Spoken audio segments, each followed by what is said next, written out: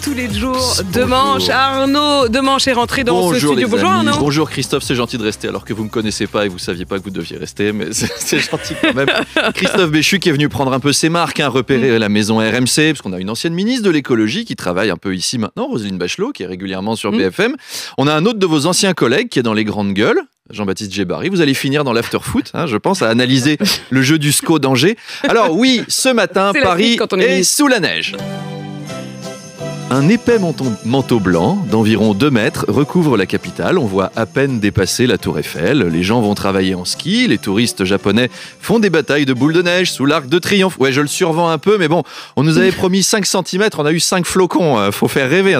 Et pourtant, c'est la panique partout. Alors oui, il y aura peut-être de la neige ce soir. On nous dit, vous êtes fort, Christophe. Ils sont forts au gouvernement. Organiser des chutes de neige sur les Champs-Élysées pour que les supporters puissent pas y aller, c'est jouer la sécurité d'une manière qu'on n'avait pas encore vue.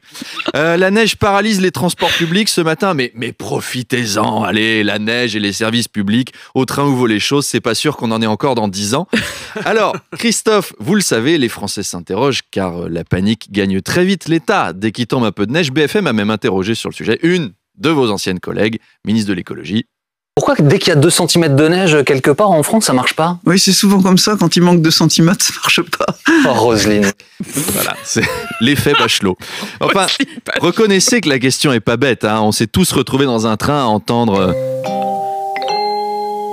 Mesdames, messieurs, en raison de 3 flocons de neige tombés sur les voies entre Paris et Mâcon, nous vous informons que le trafic sera perturbé pendant environ 8 jours. Votre train accusera un retard de 14h30. Des vents de 4 km/h ont par ailleurs fait chuter une douzaine de feuilles mortes sur les voies, mais on m'informe que l'armée a été mobilisée. Bon. Si vous souhaitez dire à vos proches que vous espérez les revoir un jour, merci de passer vos appels depuis les plateformes.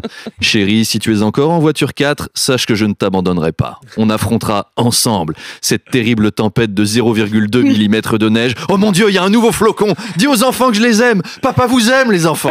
Ils paniquent vite à la SNCF. Allez Arnaud, on parle un peu de foot ? Oui, en tout cas, parce que ce soir, c'est la demi-finale. La France se prépare à affronter le Maroc. Enfin, la France. Les Champs-Élysées se préparent à affronter le Maroc, si on écoute la presse. Hier, il y avait Argentine-Croatie, ou comme on dit en France, le match pour la 2e place. C'est donc l'Argentine qu'on va battre en finale. Oui, parce qu'on espère battre le Maroc quand même, même si on a des liens très forts avec eux. Bien sûr, il y a une part de moi qui serait content si le Maroc gagnait. Je sais, je vais choquer la droite et l'extrême droite, mais je me sens pas obligé de choisir entre la France et le Maroc, comme eux l'exigent des Franco-Marocains depuis 3 jours. C'est pas la guerre, C'est du foot, on peut se réjouir pour le Maroc, on peut être derrière eux. C'est l'équipe Cendrillon du tournoi. C'est beau les histoires du petit qui gagne contre le grand. Éric Ciotti, il est bien placé pour le savoir, ça lui est arrivé ce week-end. Il devrait comprendre. J'imagine que vous supportez un peu aussi le Maroc, monsieur Béchu, c'est leur meneur de jeu, c'est Sofiane Bouffal, il joue chez vous, il joue au SCO d'Angers. C'est un des joueurs d'Angers. Et au niveau de la préparation, alors comment ça se passe ? Alors BFM a été enquêté, on écoute. Bienvenue sur BFM TV, première chaîne info de France. D'abord, on adresse un message d'amitié au Maroc, c'est normal. On a des liens très forts. Même notre patron s'appelle Maroc-Livier Fogiel. On est de la même famille.